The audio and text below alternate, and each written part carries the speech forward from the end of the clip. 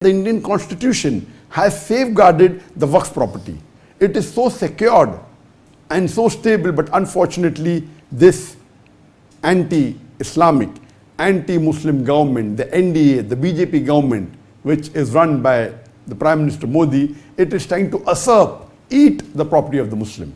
So my request that with this amendment, what they're trying to do, they're trying to say, okay, now we will reassess that if anything is a Waqf property, it goes in dispute, we'll have a board that will assess whether actually it is Waqf or not.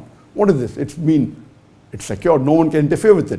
And they're trying to control it and trying to put non-Muslims on this board. What we have to do is, when they table this in the parliament, this time, unlike the last 10 years, unlike the last 2 elections, the BJP alone had won with a majority.